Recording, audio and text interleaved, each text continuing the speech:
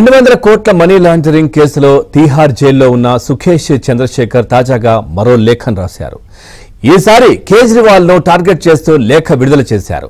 తీహార్ జైల్లో ఉన్న Kejriwal medical bail పొందేందుకు ప్రయత్నిస్తున్నారు.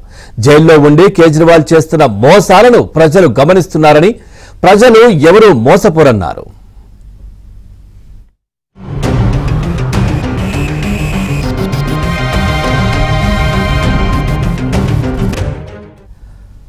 ప్రస్తుతం జరుగుతున్న ఎన్నికల్లో ఆమ్ ఆద్మీ పార్టీని ప్రజలు ఆదరించారని లేఖలో సుఖేష్ పేర్కొన్నారు. జూన్ 4న ఢిల్లీ ప్రజలు ఆమ్ ఆద్మీ పార్టీకి సరైన సమాధానం చెబుతారన్నారు. ఢిల్లీ జైళ్లు కేజ్రీవాల్ ఆధీనంలో ఉన్నాయన్నారు.